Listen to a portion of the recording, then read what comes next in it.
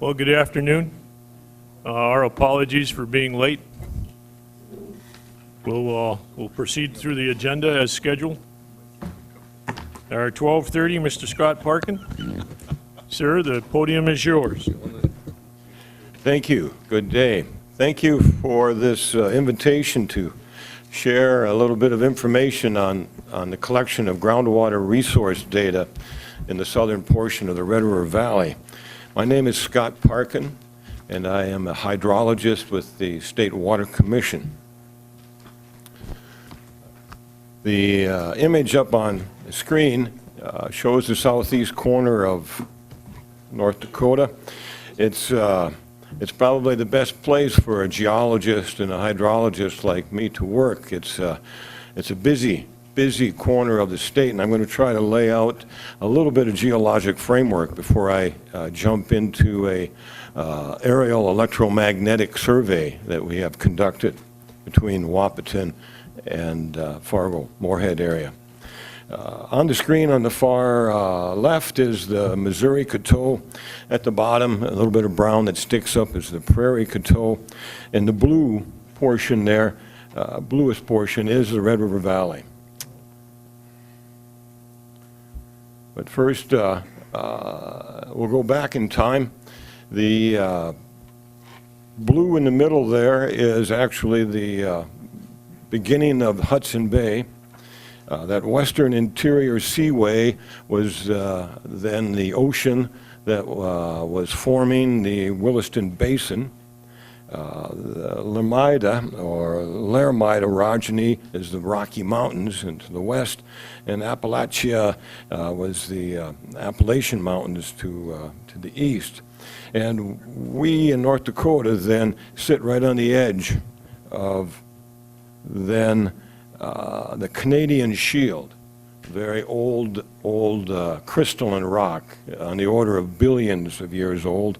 Most of our state is then covered with sediments that were deposited up until the last 50 million years ago within the basin and older.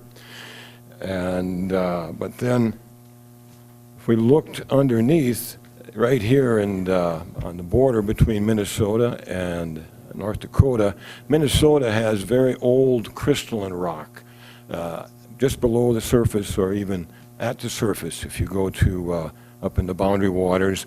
And here we drill down into at least 50 million year old sediments laying on top of that basement rock, and it dips then to the west into the basin. Recently, in the last 2 million years, glacial ice came out of the Hudson Bay area and glaciated most of North Dakota. And in this area of North Dakota was very busy. Ice then advanced and retreated many times. And this study that I'm going to talk about is primarily concerned with glacial deposits, deposits of sand and gravel that occurred during interglacial periods when the ice was melting. And of course, Lake Agassiz, I got to throw that in there. Red River Valley, here people say, boy, that must have been a pretty big thing if it covered the whole Red River Valley. But the Red River Valley was just one tiny bay in Lake Agassiz. Lake Agassiz was larger than our modern day Great Lakes combined. And when it first formed, it couldn't flow north, it flowed south right through this area and out into the Minnesota River Valley.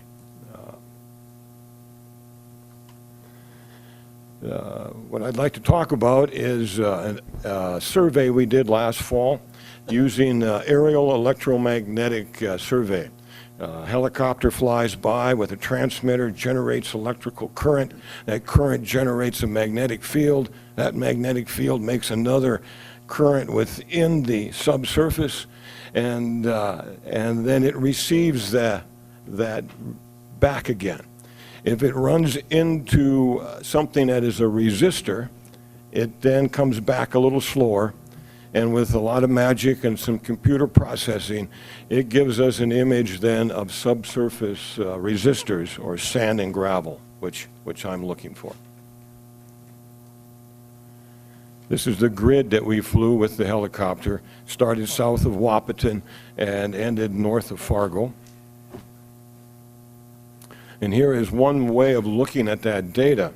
The top panel on the left-hand side, that red line shows the path of the helicopter flew. Then right below it, if you could imagine that slice, turning it up and looking at it as a profile. It gives us then resistivity data. The pink bottom is actually the Precambrian basement, crystalline rock. It's a very high resistance. The reds and yellows indicate potential sand and gravel. The green usually indicates glacial sediment or till, and the blue is usually either shale or glacial lake agassiz deposits. In the Fargo area here, it's not very far down to the Precambrian crystalline basement. And I'll get back to that. Now this is another profile down by the town of Dwight on the west side of Wapaton. And it shows then a depression in that basement. And it shows reds and yellows indicating sand and gravel. So that is what I've been first looking at to try to determine if this data is actually correct.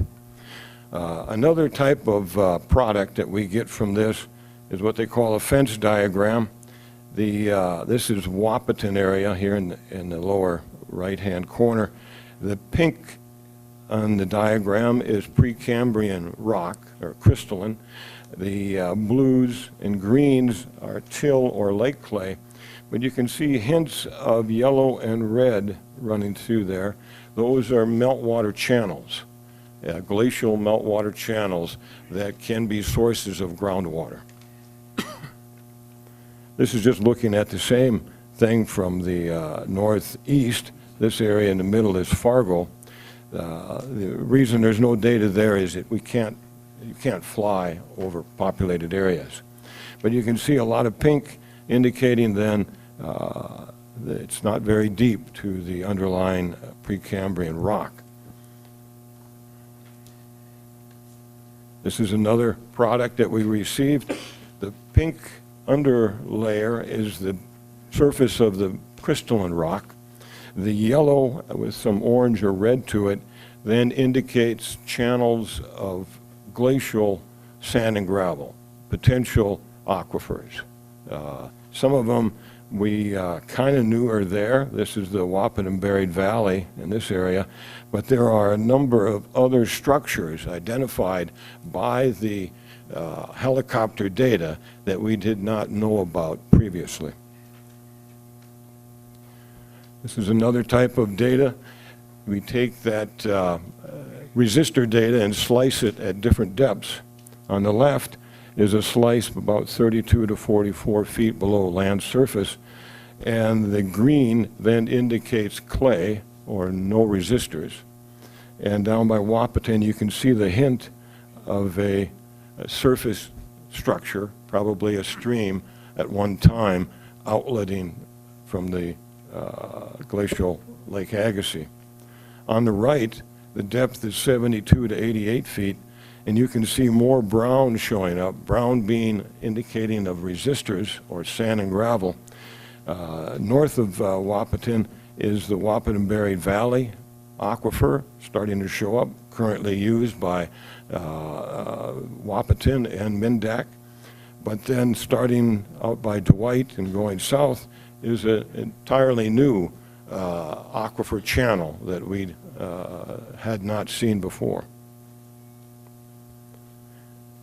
The next one on the left is 164 to 187, and you can see multiple channels west of Wapaton, a large channel just between Wapaton and Dwight, and we knew there was some sand and gravel running north towards Abercrombie, but there seems to be significantly more sand and gravel between Wapaton up through and underlying the Fargo-Moorhead area than we have discovered with our current drill program. One unfortunate aspect is that as you go deeper and you get closer to that Precambrian rock, the rock is such a high resistor that it then causes erroneous data and everything is blind. It's trying to look at a flashlight while you're looking at the sun. The Precambrian rock just totally obliterates any sand and gravel that might be laying on it at that depth. So we then use our existing drill program to come out and test this data and verify what is there. Some of these holes are over 500 feet deep, so we got pipe. Then we bring up cuttings with the drill program, and then you can take a look at them and verify physically then what has been indicated by the remote data collection. This is what we're looking for. This is fluvial sand and gravel deposited by meltwater, and that is primarily the aquifer material of a glacial meltwater channel. We also run a geophysical probe down that open hole that actually measures the same parameters that were estimated by the aerial electromagnetic data. This is my working map for a previous drill excursion down by Wahpeton. The brown indicates then a channel. And I used that information then to locate drill locations. And on the first location, the main thing on the left here, the green line indicates clay. If the line comes to the right, it's more clay. If it goes to the left, less clay. And then the other two graphs measure actual resistivity, and when they go to the right, that indicates more sand and gravel. So what I'm looking for is a green line to the left and a red line to the right. And I did in this location find a good source of sand and gravel from 400 to about 478 feet, laying right on top of the Precambrian crystalline rock. The second site was about a mile south. And here I found sand and gravel from 455 down to 530 feet below land surface, laying on crystalline rock.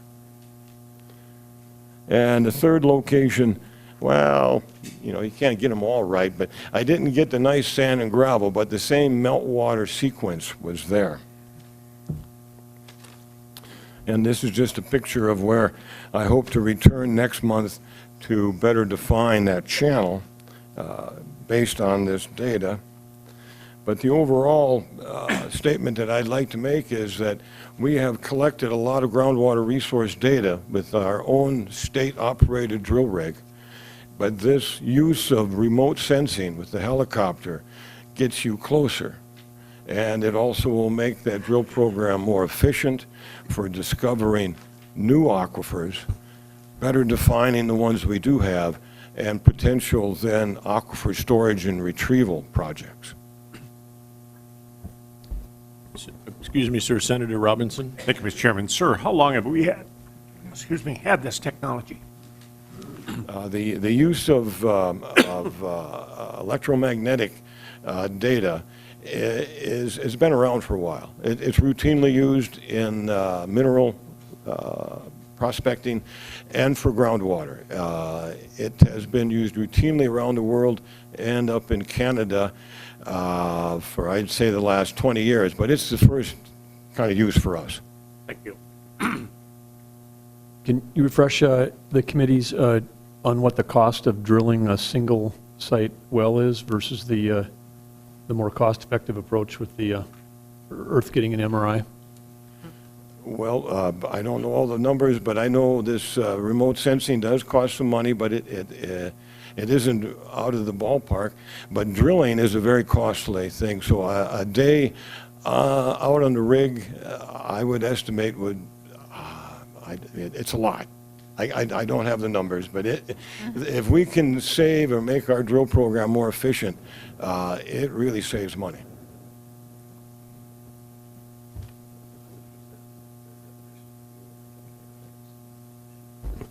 Commissioner Anderson. Thank you.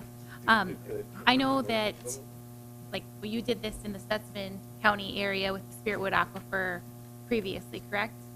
That's great. The first project was out in Stutzman. Yep. And so I know one of the things that we were looking for there were to kind of better define the boundaries of the aquifer and to try and figure out where the aquifer would, say, refill at and such. So are you able to collect that data with the electromagnetic scan as well? And how does that help you in that particular case where we're not necessarily looking for an aquifer, we know the aquifer's there. We just want to also understand how that aquifer operates better so that we know where to put the wells and such if you're going to put any industry out there.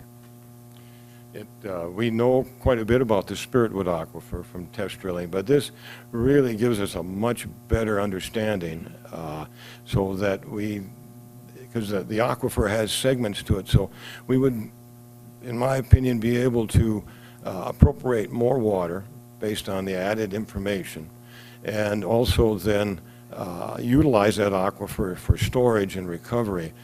There's no way to do those type of things without this data to guide future research. So it doesn't answer all the questions, but it really gives you a good step forward. Representative Mitskog. Thank you, Mr. Chairman. Mr. Parkins, are there other locations around the state that the State Water, your department has identified as potential locations to research? Yes, we've just started with another survey that we're going to fly from the South Dakota line up through the Oaks Aquifer and up to where we left off with the initial Spiritwood to better define the Spiritwood and the Oaks Aquifer with hopes to better define particularly the Oaks to resolve some long-term permitting and regulatory issues in that area.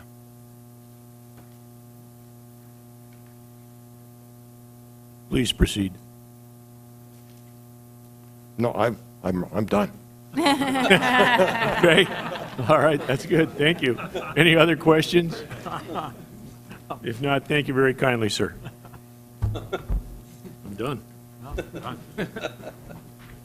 Okay, next one, Jerry.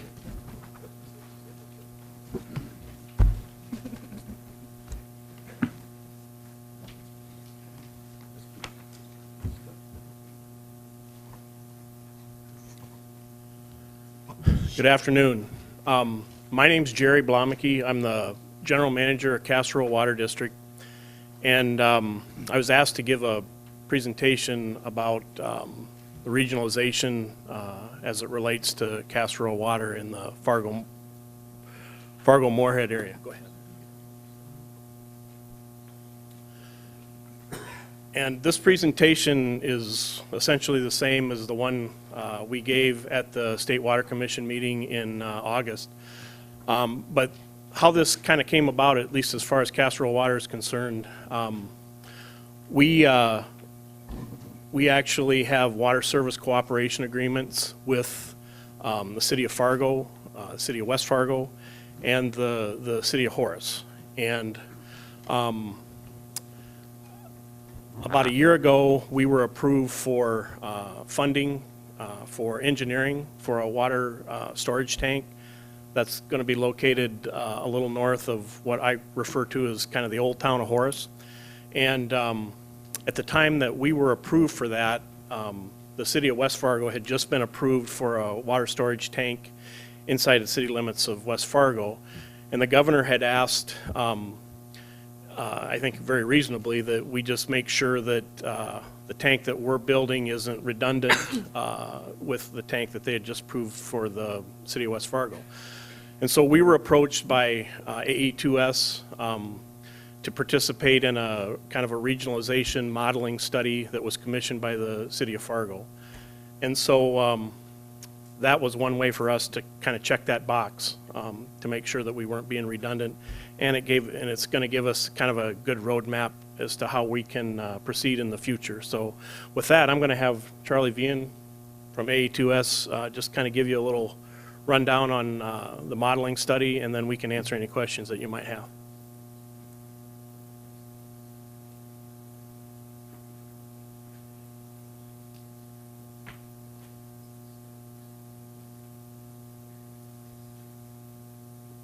Good afternoon, Chairman Schmidt, members of the Water Topics Overview Committee, Governor Burgum, and members of the State Water Commission. My name is Charlie Vian. I'm with AE2S, and we did the study on this integrated system. And I'm here to just basically talk about the technical side of this study. And as Jerry said, we made this presentation to the State Water Commission about a month ago in response to the governor's questions, and what we have known and wanted to transmit to all is that there is no duplication, and I'll go through that today. The Fargo, West Fargo, and Cass service area is the largest metropolitan area in the state, serving currently about to 150,000 people, or 20% of the state's population. There are three entities, Fargo, West Fargo, and Cass Rural Water, that have come together in a positive way and have gone from individual systems to a regional system, and now to a fully integrated system with all of this area being operated as one. I'd like to refer you to the map that we have up on the screen. As we look at this map, and I think, okay, we have I-29 that comes south through this way. We have I-94 that comes south and comes through here. On the east side, of course, is the Red River, and we've defined the west side by the current boundary of the flood protection system. As we look at this map, the green area is the city of Fargo. It represents the city limits and extraterritorial area. On the west, we've got West Fargo, that's in yellow. Down in the southwest corner is Horace, that's in red. And then going north, we have Harwood in blue and Riley Acres in this kind of lavender color. I'd also like to have you note that there's this black line that comes around the city, and that defines the boundary for the Cass Rural Water System. And so anything on the outside of that Cass Rural Water line is served by Cass Rural Water, even though it may be within the territory of one of the municipalities. Just to give you a little background of the system, and this would be what was going on about 3 or 5 years ago. Fargo is in this blue, the distribution system is shown in blue. Fargo has a 30 MGD water treatment plant on 13th Avenue South. We drove by that on the tour yesterday. They get their water supply just adjacent from the Red River, and they also get water from the Cheyenne River down in this area with a separate transmission line feeding the Fargo water plant. Fargo has 10.5 water towers. They share a water tower down here with Cass. And then they have a remote clear well pump station that was constructed in 2010 that was a result of a 2003 water system master plan for the 30-year growth of the city of Fargo. And that was constructed right after the flood in 2009. West Fargo is in the yellow lines. West Fargo previously was served by 7 individual wells and 4 water towers. Horace, down in the southwest corner, have their own wells and water tower. And Cass Rural Water has their wells and treatment plant for their Phase 1 system that's down in the south, and we drove by that again yesterday, which was outside of the flood protection plan as Plan B is. They own half of this water tower, as I'd mentioned, with the city of Fargo. They have service lines that cover really all of the area around this dotted black line, and they serve South Fargo and Southwest Fargo as a municipal system rather than as a rural system.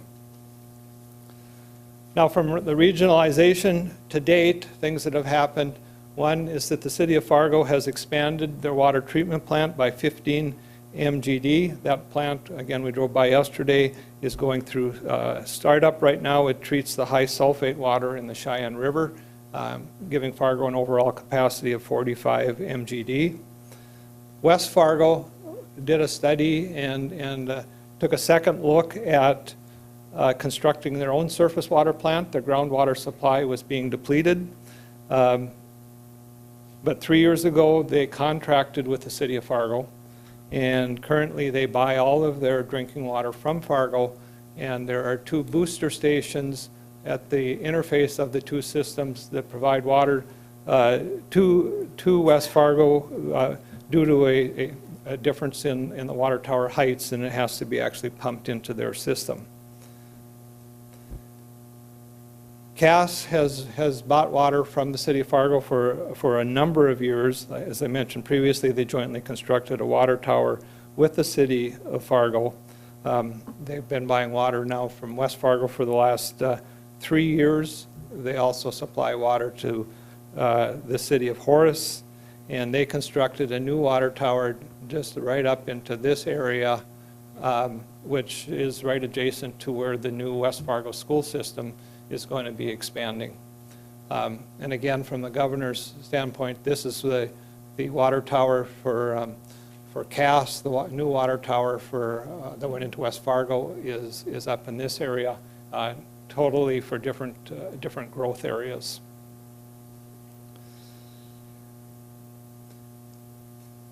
And in the future, we expect that this Cass tower will be constructed next year, will be part of the rural system. It will eventually be converted to a municipal system to cover the growth to the south. There'll be a series of additional water towers as the city grows to the south. All of this has been modeled as one composite system. We're also going to be looking at what happens to the north, but right now this is really just what's being looked at for the south. But all of this is being operated as a single system. It's like I say, gone from a regional to a fully integrated system. As we look at this, there will be one water treatment plant with a dual system capability. There's 2 clear well pump stations, there's 2 booster stations, and there are 15 water towers. And all of these are controlled and operated out of the Fargo water plant as a single integrated system. And I think it's just a great example of regionalization and how systems working together can accomplish and meet the water needs. And with that, I'd be open to any questions. Mr. Chairman. Representative Nelson. Thank you, Mr. Chairman. Charlie, you or Jerry, what does the city of Fargo charge the West Fargo or Cass Rural for water? Currently, we pay $3.25 a thousand. Is West Fargo the same, or would you know the answer to that? I believe Fargo charges West Fargo the same rate that they charge us. Okay, thank you. Any other? Mr. Chairman, if I may. Charlie, you said the Fargo plant, their upgrade was $245 million. The upgrade is 240. They added 15, Right. so 30 plus 15. And I'm sorry, is that online now? That is going online right now. They're going through startup of that plant right now. Okay. And what's the average MGD? For use in the city? Yes. The system. You know, I'm thinking is in the 15 MGD range, but, you know, with the addition of West Fargo, I think that has changed that, and I guess I can't give you, I can get you that answer. Okay, please, thank you. Representative Mitskog. I don't have a question. Thank you, Mr. Chair. Rather than just a comment, I really commend the efforts of the county and the rural water district. 'Cause this is, I think, an example that could be duplicated and replicated across the state, you know, for the common goal of providing water and, you know, and saving money. So I commend your efforts and the success of this. This is great. Just a comment, I've always said that the reason that we have these cooperation agreements with Fargo, West Fargo, and the city of Horace is just willingness to compromise and work together for a common goal. Any other comments or questions? If not, thank you very kindly, gentlemen. Thank you. And we'll move on to our 105. Ted?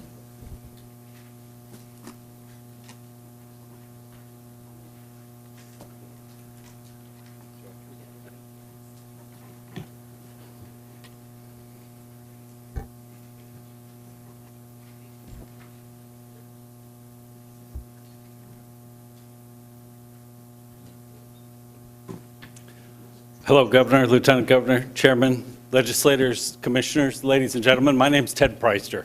I am probably the newest water person in the room. I was hired as the executive director of the Red River Basin Commission and started on 2 January. That doesn't mean, though, that I am not really motivated and feeling positive about water in the Red River Basin. There's a lot of things going on that are moving forward. The Red River Basin Commission, if you really have to understand what they do, we're nonprofit. We convince people to talk to each other. I have a 44-member board that is populated with county officials, city officials, state agency officials from Manitoba, Minnesota, North Dakota, and South Dakota. All of those people come and sit on my board and get to participate in the conversations.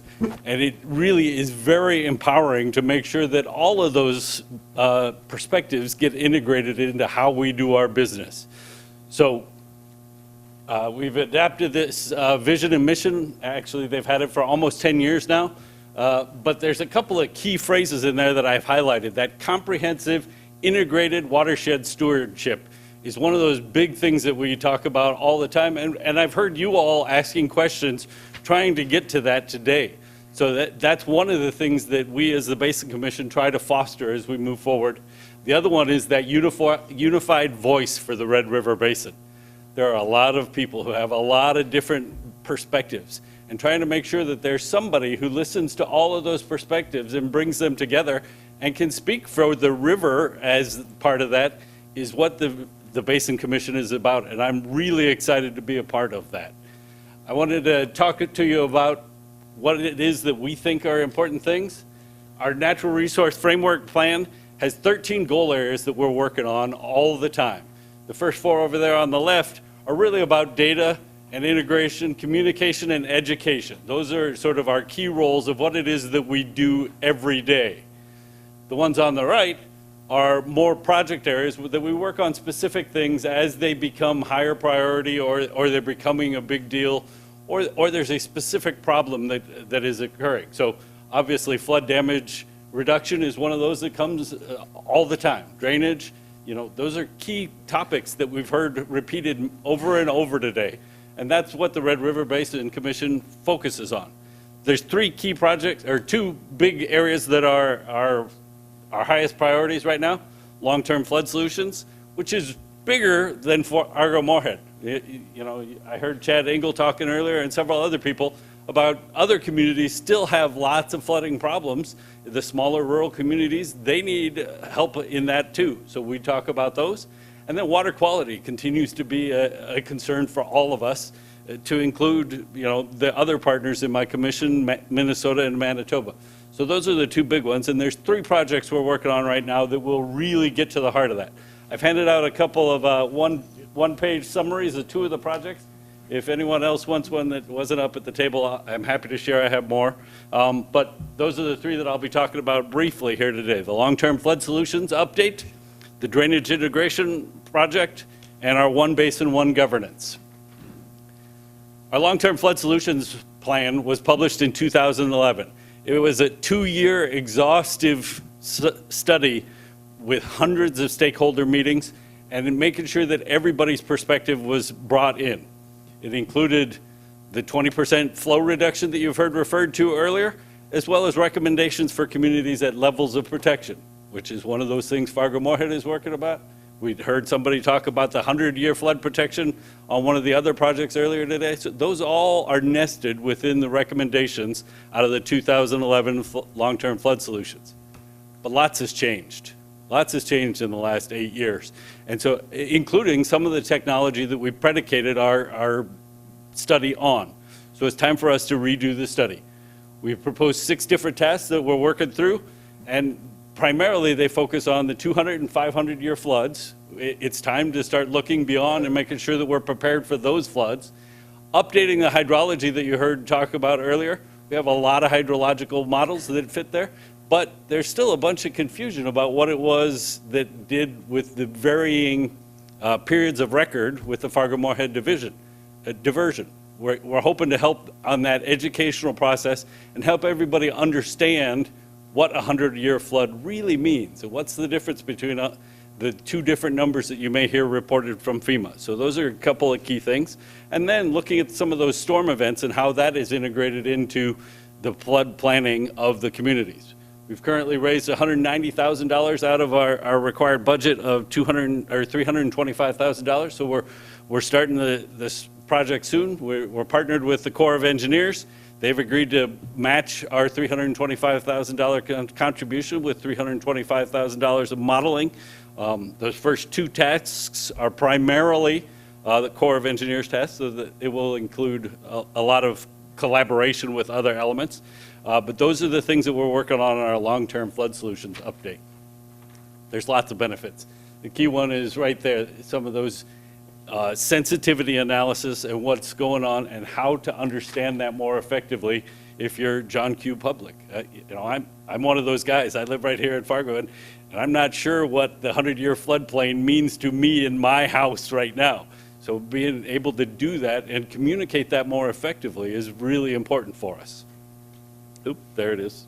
I highlighted it. So we're hoping to help communities develop a graphic that looks very similar to the one on the screen right now that has those numbers associated with it. Why is it a range? Why is the 100-year floodplain a range, right? Well, it's because the monitoring that we do and the gauging stations are not all that accurate. That you can't get them that because the river changes all the time. So we have to understand that there is an element of uncertainty built into those, and helping people understand that will help them understand why recommendations are made for their particular flood protection. And that's one of the key things that we hope to get out of this study. We've got a broad spectrum of partners that are already involved. Cass County government, obviously, the Corps of Engineers, and just this morning the Minnesota Pollution Control Agency came online to help us out with some of the funding as well. So we're getting a wide array of partners to contribute to make sure that we get all the stakeholder perspectives included in the flood solutions. The other project that we're working on, tile drainage. People love tile drainage and they hate tile drainage, right? The first thing you'll hear from some people is that it contributes to nutrient loading, specifically nitrogen. It's bad. Tile drainage is bad. But then you can find another study in the next page of a journal that says it helps with phosphorus loading in the river. It's good, right?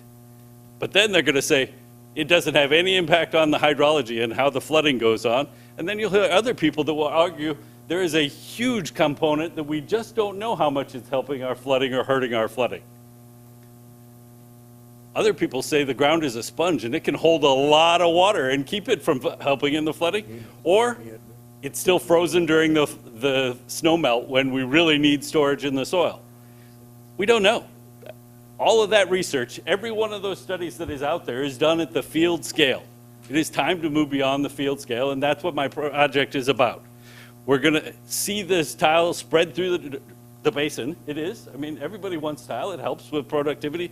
Lots of benefits to it. So what we've proposed and what we've gotten the NRCS to fund is $100,000 to scope a project that would integrate the entire drainage in a subwatershed. 20-ish square miles of tile drainage. The efforts that Chad Engels talked about earlier, making sure the culverts are all appropriately sized, so that in the fall we can draw down the water in the soil profile and it becomes that sponge. And we manage it and we can quantify it and tell you how much it is. And is that really going to be a solution or a contribution? Because everyone has asked this question and everybody has an opinion, but there isn't an answer in the research. We're going to tell you how much it would cost to find that answer. The other things that it'll help, nutrient management, obviously it's not just the moisture, but it is how do we help the water quality, and does it help producers adopt other practices that will improve their soil health. So this is the project. We have about a year to spend the NRCS's money to scope out what the project would look like. Scoping is the first phase. Included in that would be figure out how much it would cost. What would the real project cost? This is the area that we're looking at. It's just to the north and east, or north and west of Fargo. It's outside of the diversion channel. This is convenient for NDSU to be involved. It's nice and flat. There isn't as much tile out there right now, so there's good potential for a control element, or a control sector. So that we can really quantify what's going on. And the gauging and all of those things are just getting started to quantify the baseline circumstances. Again, we have a wide variety of partners on this particular project. NRCS obviously has funded it. NDSU and their extension are both helping us out with that. The Retention Authority, Moore Engineering, Ellingson, Prinsco, and the Red River Joint Watershed District are all actively involved in helping me manage what this process is.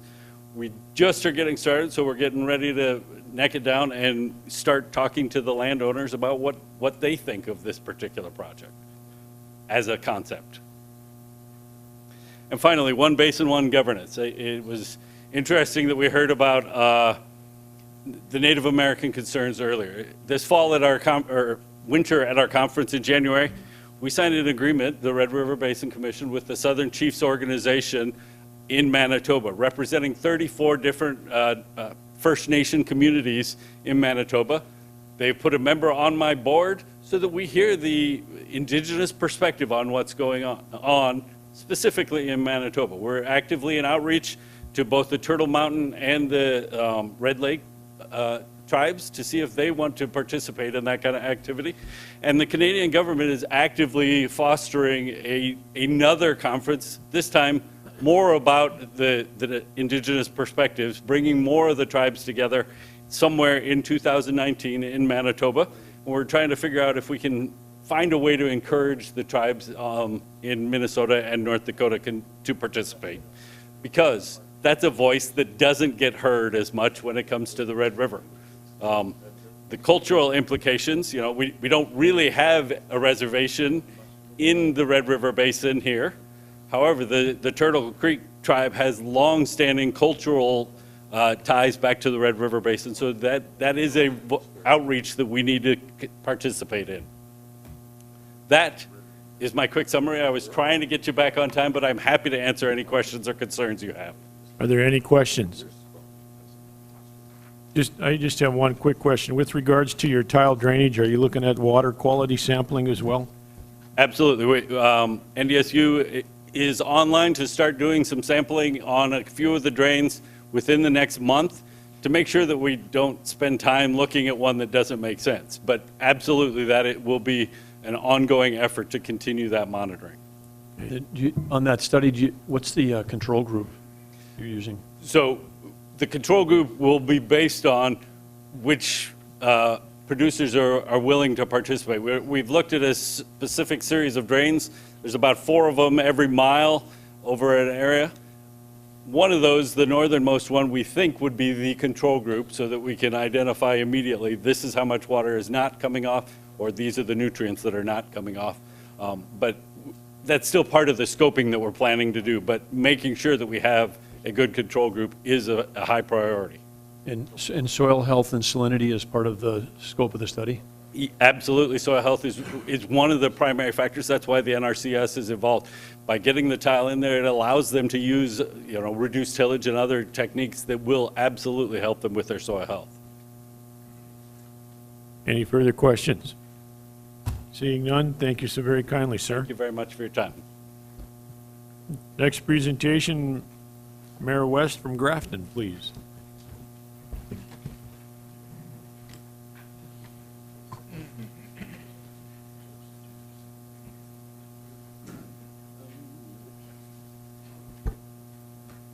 Where am I at here?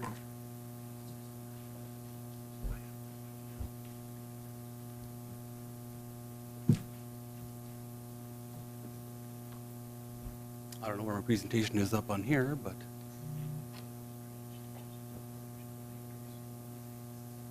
I'm not sure.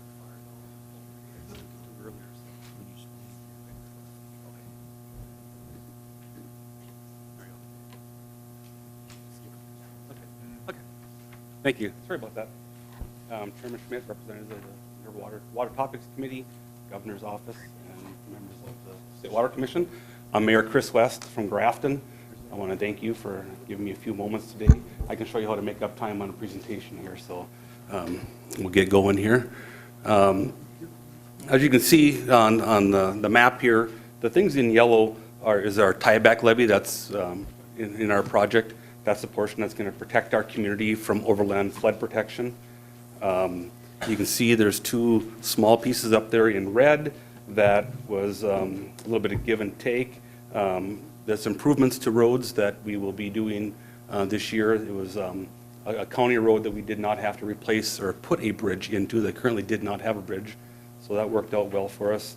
In purple up on top, above the yellow line, is our bypass channel, which is about 3.2 miles in length, about 50 feet wide at the bottom, about 300 feet up on top. There's some other bridge structures and whatnot that you can't see very well in there. There's another slide that will show those on in a few moments. A little bit of the update part of it. The prime contractor was Gladden Construction, a little bit of $25.1 million. The range, there are 7 bidders overall, which range between the 25 to the $33.3 million overall. The schedule was a 2018-2019 project. As you'll see later, in 2017, we did most of the utility work, got that taken care of so that when it was time to actually work, we got that part done. The substantial completion date is October 26th of 2019. With the drier year that we've had this summer, they're quite well on track to get there. The quantities, you can read here, there's some quantities, 2.2 million yards of excavation through the channel. Won't read these off to you, but there's quite a, for a small community, there's a big project for us. So. A little bit of the utilities. We said here, most of the utilities were moved in 2017. So. Inspection trench, which is part of the tieback levee. That was, inspection trench was done to make sure there's no utilities in the trench, as well as to make sure that the soils were suitable for the tieback levee itself. The levee part, probably 8 miles is completed or partially completed right now. There's approximately 4 miles that'll be done next season. Some additional work had to be done due to some unsuitable soils. Levee height ranges from 2 feet to 8 feet throughout the project, depending on where it's at. So. The channel part itself, like I said, that's approximately 50% complete. They plan to work into the winter, so we'll see how Mother Nature treats them going forward. The material used to build the levees, or the EMP wasted material, is adjacent to the bypass channel, so a lot of material is being hauled around and used as well. So, next one, there's been culverts installed throughout the project. None of them go through the levee, though. We're able to design with interior and exterior ditches. So. The structures, The one on the left is the Drayton Railroad structure, which is currently open to trains. That one is done. We were fortunate to have a change order on that to do staged construction, which is very nice. If you ever worked with the railroad, it's not always simple. So that worked out very nice for us that way. We had a 60, we were able to do the pilings between trains, and we had a 60-hour window to excavate the old structure and put in the new bridge. So that was quite a feat. The next railroad bridge is not pictured on there, but it's the Glaston, which will be done in December yet of this year. That one there is mainly it's a dead track, but they use it for storage, so we got to put a bridge over that. And the other one is the Walhalla line, which is 50% complete right now. That one should be done by October 13th. There's a shoe fly in place for traffic on that right now, so they're doing the pilings for that. The middle one is the Highway 81 bridge, the middle picture. That is 85% complete. They're doing the railings on the side right now, and then they'll be finishing up. That'll be done by middle of October as well. Control structure portion on the right is 20% complete right now. They're still doing their pilings, and that should be completed by November 15th yet of this year. Yeah, it's just a picture of the EMPs and gravel stuff going on. Nothing crazy there. Riprap, obviously, with the projects with the outlet structure in the left and middle pictures. Inlet structure, plan to start on late this fall, and some culverts on the right there. It's difficult to see, but you can see the structures that are up, the bridges that I've talked about in yellow. The far right is the outlet portion. This is the renderings of the control structure. You can see on the bottom right all the pilings that go in, the sheet piling in the regular, so that'll be our project. Just more pictures of more map of the project itself. You can see some of the stuff that is done, some of the stuff that is yet to be done. A little bit better map of that. The yellow stuff in the yellow is the 2019 work that'll be completed next year.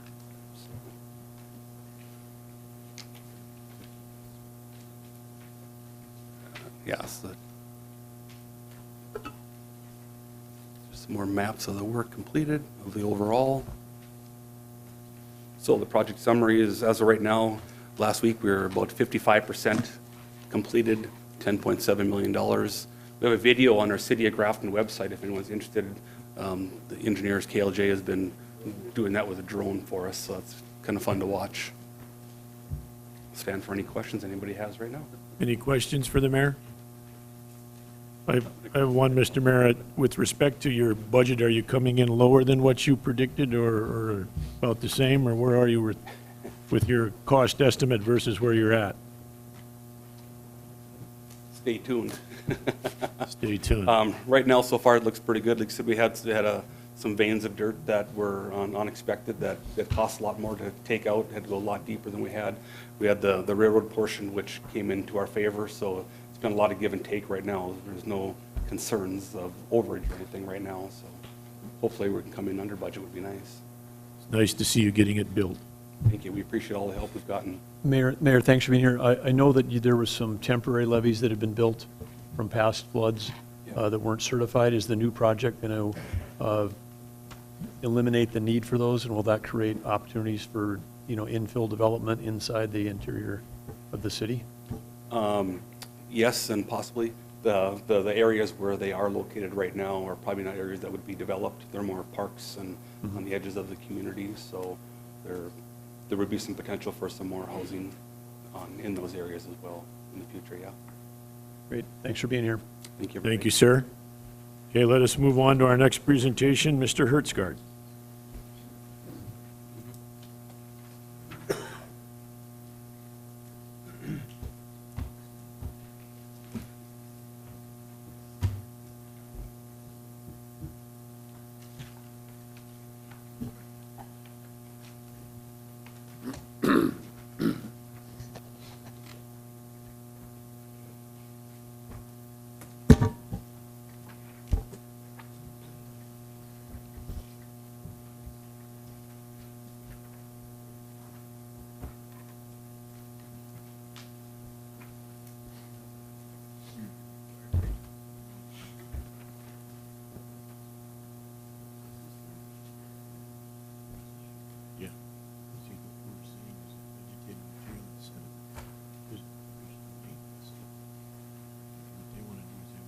I would like to thank the Water Topics Overview Committee for the opportunity to be here this afternoon.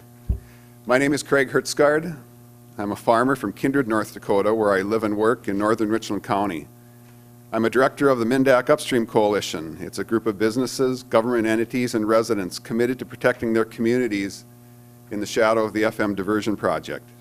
I was also a member of the governor's task force that was convened last winter by Governor Burgum and Governor Drayton to explore ways to move the project forward through the Minnesota DNR's regulatory process, while at the same time taking into consideration the concerns of those our group represents. I would like to use the time allotted me this afternoon to explain the DNR's current environmental review as we see it, since that's the holdup at the time, and take a look at some of the important information the study contains, mostly because of how it affects the upstream areas of the dam in North Dakota, and discuss some critical concerns the residents of Richland County have about how state law is being interpreted and administered. When the Diversion Authority's first permit application to the Minnesota DNR was denied, the DA began construction on the inlet structure south of Horace anyway. A federal lawsuit initiated by the Richland-Wilkin Joint Powers Authority, which is a legal entity put together by a county on each side of the Red River to try to address these issues. That lawsuit was ultimately joined by the state of Minnesota and resulted in an injunction issued by federal judge John Thunheim, which stopped construction. Subsequently, a governor's task force was assembled and altered some of the assumptions project planners could use. But at the end of the task force meetings, the Diversion Authority's proposal was given a thumbs down by DNR regulators. Following the final meeting, a group of engineers from the DNR, the Diversion Authority, and the Richland-Wilkin Joint Powers Authority continued to meet in a technical advisory group. The current Plan B proposal was forwarded to the DNR through that group. The TAG group hadn't completed their option review, however, when the DA announced their new proposal. The DNR then began their environmental impact study that they'll soon conclude. Their primary conclusions say the new Plan B does a better job of balancing impacts between the two states, primarily because of a dike planned along the west side of Minnesota Highway 75 that will push the dam's reservoir west and south. The dam was also moved north on the North Dakota side, preserving more of the natural floodplain. The report is critical of Plan B because it doesn't comply with local ordinances of the Buffalo Red Watershed, Holy Cross Township, and Wilkin County as required by Minnesota law. A second objection was that it causes excessive damage to aquatic habitat and fish passage. Both items were critical in the DNR's previous permit denial. The comment period on the study goes until the end of this month, tomorrow actually I think, and once complete the DNR will use the study as part of their permitting decision again. It seems to us that the presentation of the issues in the current EIS closely mirrors the results of the last study. But moving to the North Dakota side, which is what we're concerned about here, the Richland-Wilkin JPA and Mindak Coalition have serious concerns about whether Plan B is much different than the previous one and how it affects us. The DNR study lays out some critical pieces of information for Richland County, one of which is shown in the chart below on your papers. Both these items, these results are footnoted at the bottom so you can see the source of them. The first is from the original Army Corps analysis of Plan A. This is water elevations at the Cass-Richland County line. The original baseline for the first project was called an EOE level. When the project was initially proposed, the damages did not exceed the cost of the project to a point where it would be eligible for federal funding or authorization. As a result, they changed the baseline. Mainly, they threw out all the data from years prior to 1942 so that they could get a higher annual flood, expected 100-year flood. At the Richland County line, that was listed to be 919.1 feet above sea level. The Plan A staging area, which would be the level of the water behind the dam, was 923.1 feet, for a difference of 4 feet. So that means that from the 100-year flood as outlined by the EOE and the staging area, there was going to be a 4-foot increase. The impact of a 4-foot increase is largely on the floodplain designation. Because if you're a landowner, if you're a homeowner, if you're a school district, no one can build a new house in an area that's going to be in the new 100-year floodplain. So anything in the staging area that was going to be 1 foot deep would then be in the 100-year floodplain, and that would compare to what was not there before. So that's a significant impact, that 4-foot raise. When they went to Plan B, and this is the information from the new DNR study, the 100-year historical was dropped about 0.8 of a foot. The staging area was dropped slightly more than that, but the increased water level at the Richland County line is still 3.6 feet, for a difference of about 4 inches, right in that 4 to 5 inches. So there's still going to be a large area that would be, now they're using the period of record flood. That was one of the recommendations of the task force, that they don't use that EOE number anymore because it was not a historical record that FEMA was using. When they went to the period of record, the 100-year flood assumption was going to be slightly lower, but still it's a 3.6 foot impact over that 100-year flood, and causes the same problem for governmental units, townships, school districts, counties, tax collections in general. As you can see, the impact is only slightly different. An important point is that the DNR report says nearly 8,700 acres in Richland County will be impacted by the project. I'd refer you to the back sheet on the folder, or on the handout you've got there. This sheet is from the DNR, this SDIS, that is currently under review and be finalized. You'll see the Richland County inundation impacts are 8,697 acres. That level is to the top of the dam, and statutorily that's what's required to gain easements. So that's the amount of land in Richland County that will have to be gotten easements for the project. We believe the easements will have to be acquired in those 8,700 acres. What's also of concern are the increased impacts in Cass County as the result of the new dike on Highway 75. I don't know if you've all seen the map, but they changed the tieback levee from along Cass County 17 north and south. It now goes southwest to the Cheyenne River, using the Cheyenne River for the spillway.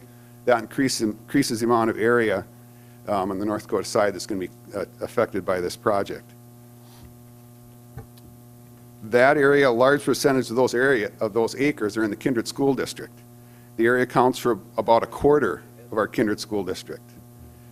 The remaining taxpayers are expected to shoulder the cost of reduced tax revenues from the newly flooded area, and a ban on construction of any kind that will be included in the new 100-year floodplain. And that'll be based on the staging area. There was some mention made this morning that the Kindred School District is growing, and that's true, but it's because of the growth in the city of Kindred and the city of Davenport primarily. And the reason for that is the cost of special assessments on the new lots that are being created in those communities. Since this project began, the student enrollment in Oxbow has dropped by 40%. And it's not unreasonable to expect that in the rest of the staging area, when the floodplain is raised, that there'd be similar reductions. And you have to remember that this project is forever. This isn't something that's going to last 2 years or 4 years or 10 years. This project's going to last 100 years. And for a school district that has a high school enrollment of 200 students, you know, what's going to happen 10 or 20 or 30 years down the road is a real concern for the rest of us who own property in that school district.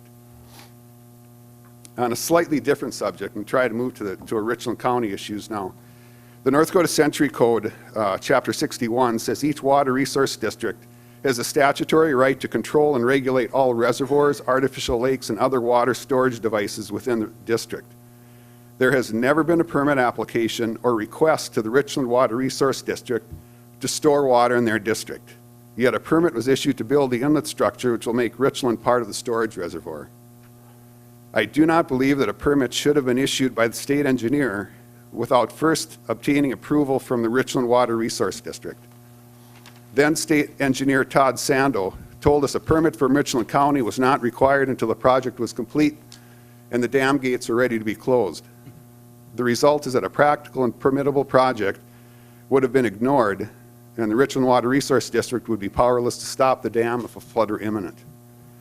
State law would be bypassed, and a lawful government entity would be in effect steamrolled. Steamrolling in environmental laws has been addressed by the courts.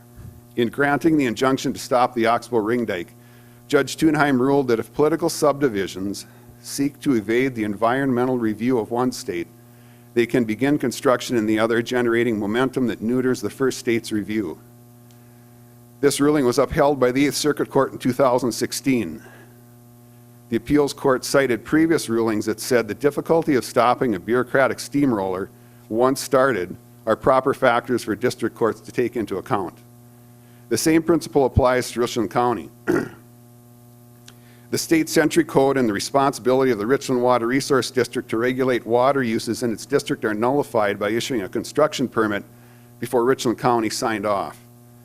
Judge Thunheim's ruling that stopped construction on the inlet structure stated that WRDA required local sponsors to comply with all federal and state laws. The section issue in issuing the permit for the inlet structure is that North Dakota Century Code Section 89 requires that at the time the dam construction permit application is made, the applicant must show evidence establishing a property right for the property that will be affected by the construction of the dam. Fargo City Attorney argued to the state engineer that the Cass Water Resource District can exercise eminent domain in Richland County. I don't believe the need for eminent domain can even be established without a permit from the Richland Water Resource District.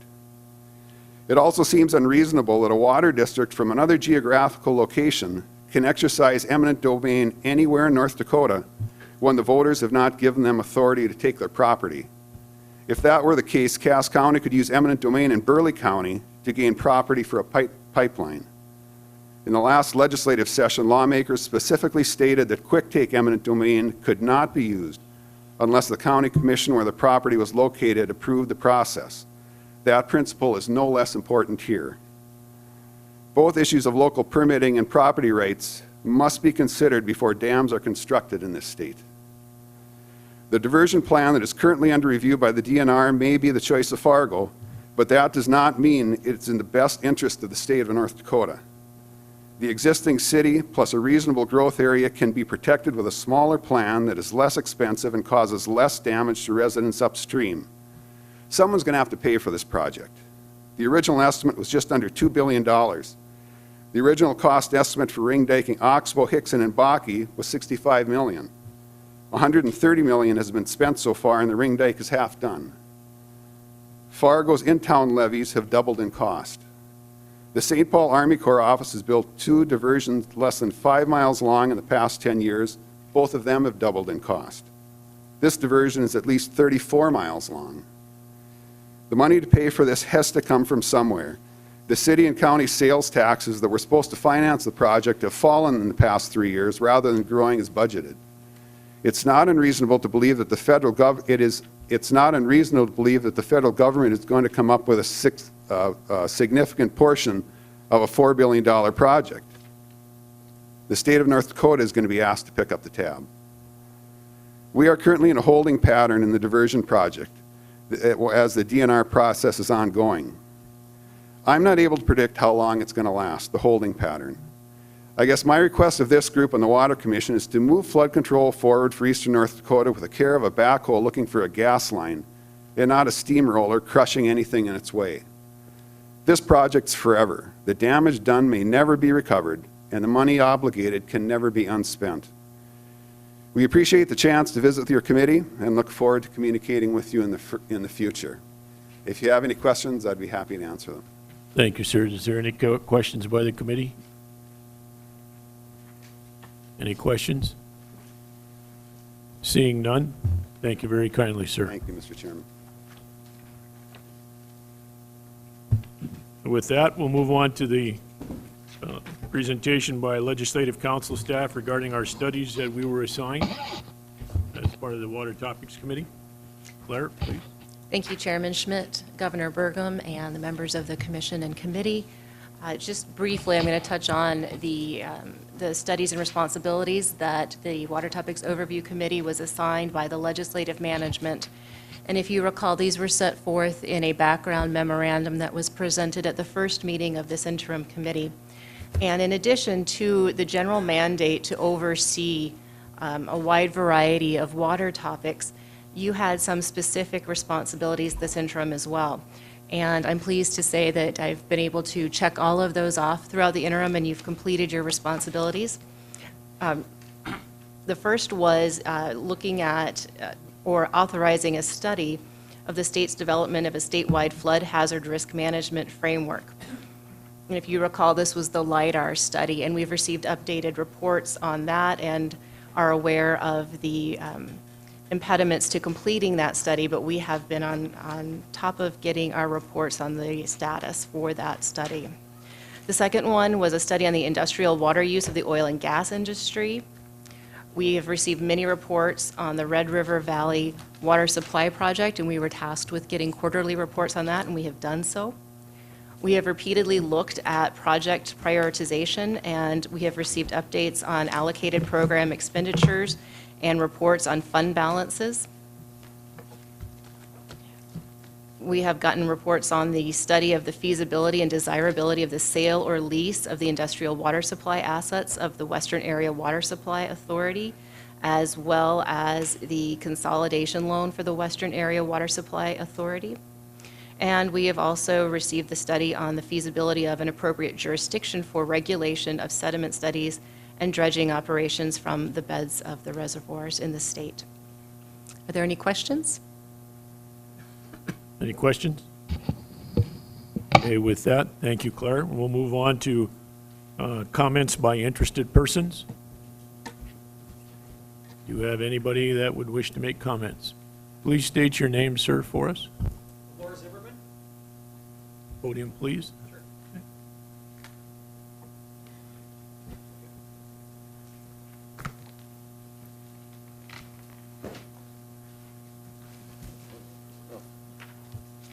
Chairman Schmidt, Governor, Lieutenant Governor, members of the committee, my name is Dolores Zimmerman. I'm the President and CEO of Praxis Strategy Group in Grand Forks and Fargo, and I'm currently acting as the acting executive director of the Valley Prosperity Partnership. Now, this is an initiative led by business executives to identify and advance common strategic economic development opportunities for the Red River Valley region. The VPP is comprised of some of the top business executives in the state. Water security and water management issues are among the VPP's top priorities. I'm here today on behalf of the VPP to thank the legislature for supporting water control and supply projects that are of vital importance to the regional and state economy. I'm also here to ask you to earnestly consider further financial support of these projects to bring them to completion. The Red River Valley Water Supply Project is of critical importance to the economic well-being of the region's businesses and residents. Without the uncertainty of an adequate water supply, companies may restrain their growth, expand elsewhere, or relocate. Companies from outside the region looking for a new location may take cities and counties in the valley off their short list of potential sites. The economic impact would be especially disastrous in the event of an extended drought, with losses in that scenario now estimated to touch on $25 billion. Simply put, the strength of our economy relies on a steady and reliable supply of water. Flood control via the FM diversion project is also of the utmost importance to the economy of the valley and the state. As everyone knows from the Grand Forks flood of 1997, business and economic productivity was impacted for years. The consensus of the business community, those making the investments in the communities and creating jobs is clear. Permanent flood protection is a must, not only for human safety, but also for economic stability and vitality. Valley Prosperity Partnership believes that funding these water control and supply priorities is a long-term economic strategy that has statewide implication. Our CEOs firmly stand behind the need of these projects and the certainty they will provide the business they lead. Thank you very much. Thank you, sir. Any questions? Seeing none, thank you. Thank you. Any further comments from citizens?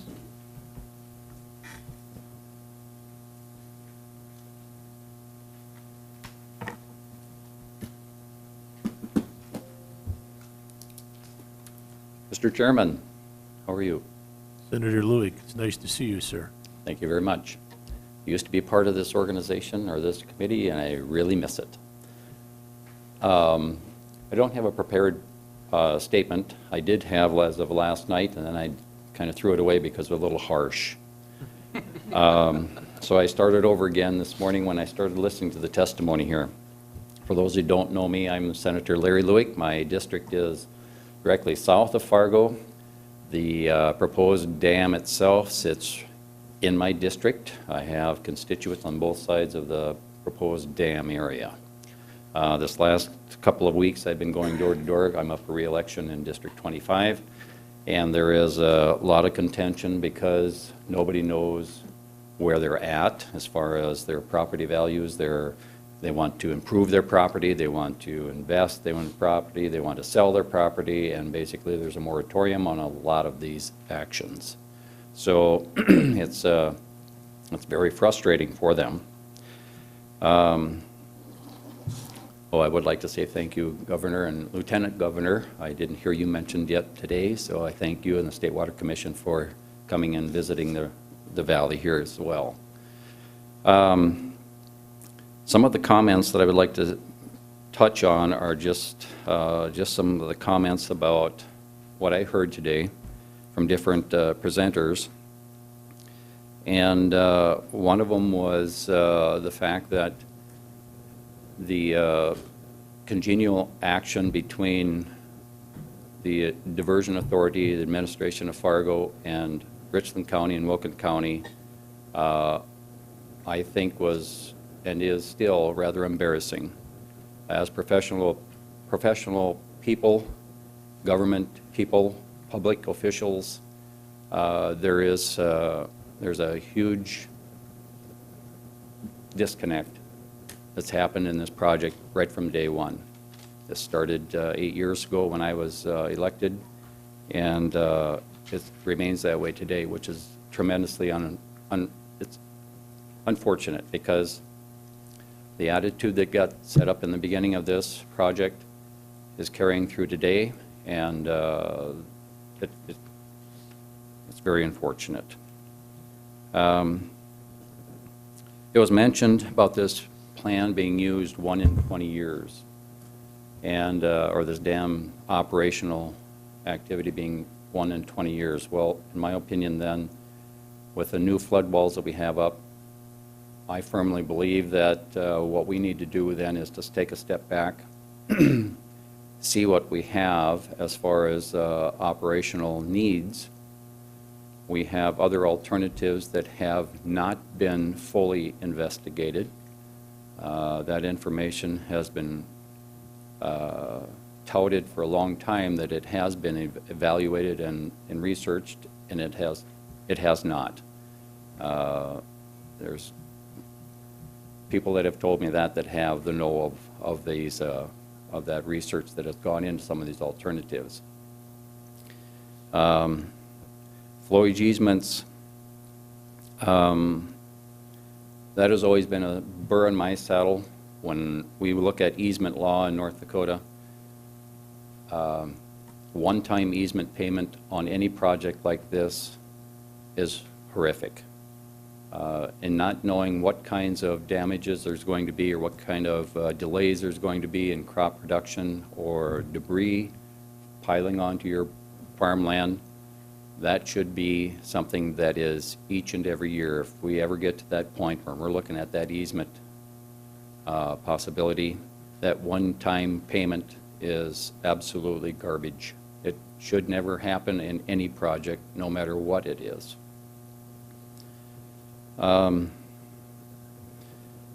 Another topic that came up about it was mentioned, the Bald Hill Dam.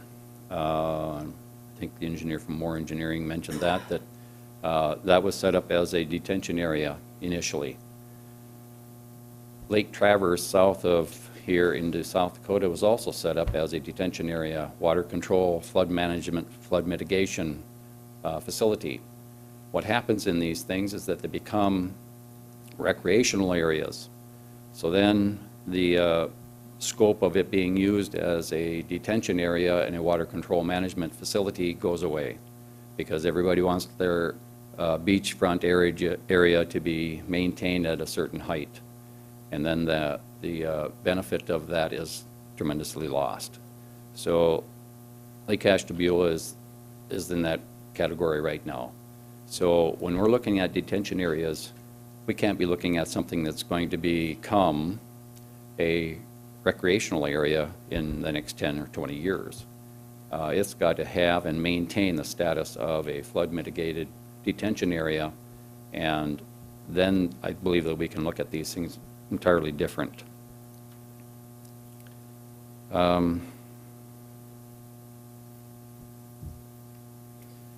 Downstream flows. It was mentioned, I believe, by Senator Kroon that concerns of Grand Forks. I agree.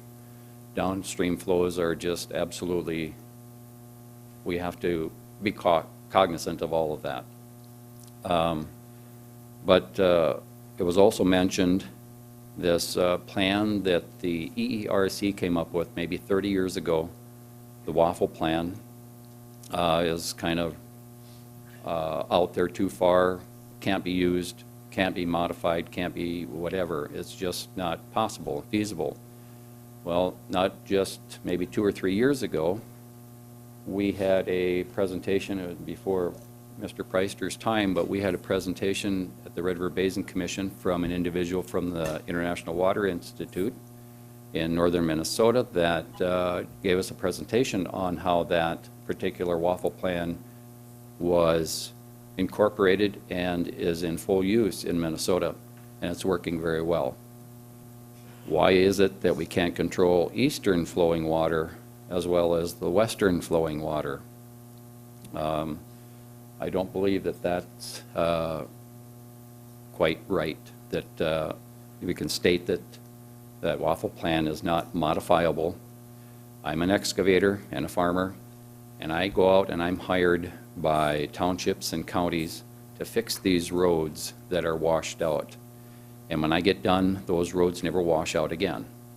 And there's roads that I fixed that are 30 years in the past that have never washed out since they were fixed. But again, it comes back to, if we want to build a project that is absolutely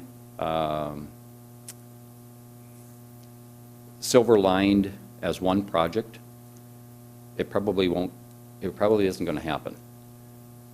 I think that what our focus needs to be on is the possibilities of taking all of these alternatives, all of these ideas that everybody has, and making something that is agreeable and usable, not only for flood protection for Fargo, but for other communities. Doing this project west of Argusville with the agricultural field tiling is imperative. The knowledge that we're going to get from that, I hope, is going to be soon. I mean, it's obviously it's still in the designing stage at this time, but there are, I've been tiling since 2003, and it's very beneficial. It works very well. There's a lot of information out there yet today that if we want to use it. Originally, back years ago, the effort was to reduce that flow to the Red River Basin bottom by 20%. The waffle plan was designed to reduce the flow 20% to the river bottom. Detention areas south of Fargo, there's probably areas that we can take 200,000 to 300,000 acre-feet of water off of the water coming into the problem area of South Fargo.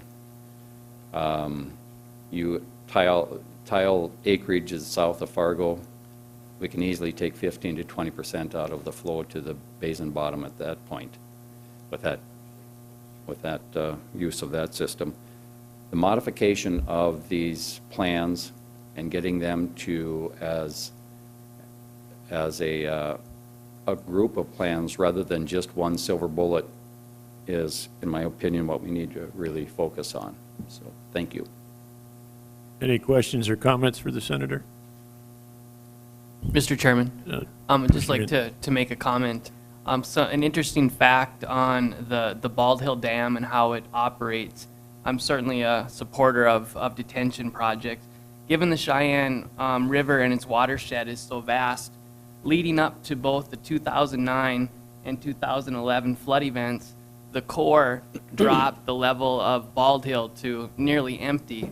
And during those two flood events, it filled and emptied 7 or 8 times each flood. So it can only do so much. That's all my comments. And how much capacity does that have? To be honest, I don't remember the exact amount, but, it's, you know, maybe like 100 and some thousand acres or something like that, acre feet, And that's what was utilized? 7 or 8 times. Yeah, there was like 800,000 acre feet of water that went through each of those floods. Okay, any other comments? Not, thank you very much, Senator. Thank you. Please state your name, sir. My name is Terry Savageau, and I'm a farmer resident south of Forest, North Dakota. And I want you all to get a face of someone who is very much affected by this whole project. The inlet structure that you toured yesterday was on my property. They came in eminent domain, 44 acres, before any permits had ever been issued. Started work, finished, well, I don't know if it's finished, it's become nothing but a weed trap out there. Speaking of that, we've had to contact the county to take care of it. It's a disgrace. Now you're asking myself, my wife Christy, to give up our farmstead, 320 additional acres more than we've already put into this project for the sake of the people in Fargo that are living in Fargo's floodplain. The inlet structure, according to my appraisal, which we had to get on our own, lies above the 500-year floodplain. Does that make sense to anyone seated at this table? You're taking water right now from east of me. My farmstead is a half a mile east of the inlet structure. You're going to take water along the Red River, the Waldreiss River, and force it back up onto my property where my house lies, where my farmstead lies, my business that lies above the 100-year and possibly some areas the 500-year plain. Does that make sense to anyone seated at this table? You're forcing water in a floodplain that is going to be protected by this diversion so that developers, and it's so easy to see what's going on here. People want to continue moving Fargo south. They have no regards for the people like myself and my neighbors who have been out there for 2 going on 3 generations now. It makes absolute, just no sense what's going on here. And if you people can't understand that, I feel sorry.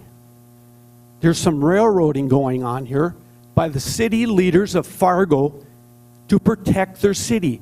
If it's so important, why hasn't the 100-year protection been completed? It's been 9 years since the last flood, and I don't think everything has been buttoned up yet. They're still building flood walls south of Fargo. Things I learned today. The 500-year floodplain, or protection, as I understood it, is still going to require, and I want to be corrected if I'm wrong, 18 to 20 miles of temporary flood protection if we get a flood, a 500-year event. And if that's wrong, please correct me. But I'm quite sure that's what I heard today. So why are people wanting to spend up to $4 billion on a project that may protect Fargo once every 500 years and still have to use temporary protection to get it done? I'm sorry I'm getting upset, but this is very upsetting to people like myself, my neighbors that are affected by this. It's a disgrace of taxpayers' money, a waste. You're worried about building dams. I think your chairman mentioned something about people living below a dam. What do you think this embankment south of Fargo is going to be? There's going to be water, what, 7, 8 feet? They're telling me I'm going to have 5, 6 feet of water on my farmstead. Is that not a hazard to the city of Fargo? Levees can break. We've all seen that. That's not guaranteed protection. And what if it's a higher than 500-year flood? Guess what? Water might go over that. And there you go. There goes your great 500-year protection.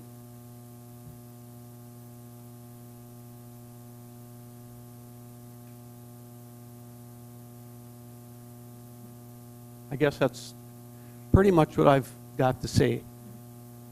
But I think you just all needed to see people that are really affected by this. And for no reason whatsoever. We gave up 44 acres and an additional 40 acres of my acreage to get this project going. And we thought we were done dealing with this. And now all of a sudden this great new plan comes up that pushes water farther north, inundates everything we have, farmstead, all my building, everything. We're going to have to move our farm.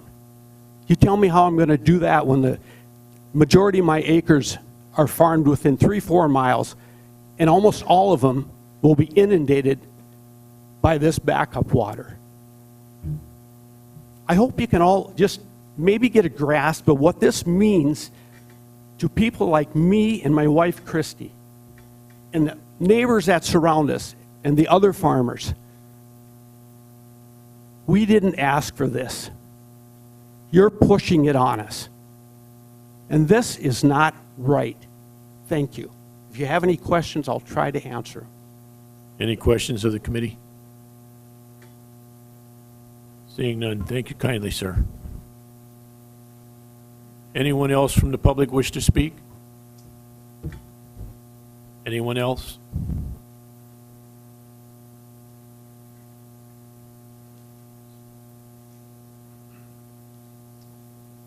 Chairman Lee, my name is Marcus Larson. I'm sorry, Vice Chair Lee, Chairman Schmidt, Doug Burgum, and members of the Water Topics Committee. I was voted as the representative for Baki subdivision, which is just adjacent to Oxbow, North Dakota, back in 2013. And we watched a really interesting project develop. I don't know if you all got a chance to tour the area. If you haven't so far, I encourage you to go down and see what $129.5 million buys you. Minnesota itself has around 90,000 miles of shoreline in the entire state. And they have about 8,795 flood insurance policies for the entire state. North Dakota has 9,732 flood insurance policies in force. 40% of those are in Cass County, 33% are in the city of Fargo. Part of the reason why we have so many FEMA flood insurance policies in Fargo is that there are risk areas that developers continue to develop against what would be used as common sense. When they started the Oxbow project, this was supposed to be a component of the overall project of the diversion. They tried to use the argument of independent utility, but there is nothing at Oxbow that serves any purpose to Fargo other than checking off a box to say problems have been addressed. There's $32 million that has been spent on a golf course that was valued at $1.3 million before the whole project began. The residents of Baki understand that in 2009, we didn't have a flood. I mean, we had water up to the borders of Baki, 57 homes. Not one sandbag needed to be deployed in Baki. Oxbow did have problems. They are on the riverside. Those problems were addressed through money through the state. And now there's more money that has been spent at Oxbow beyond any rational sense. There's 2.3 miles left of levee to build at the Oxbow area. Roughly around $30 million more work needs to be done. And there is nothing any of those dollars will do to help Fargo in its flood fight. Fargo needs to stop building where water wants to be.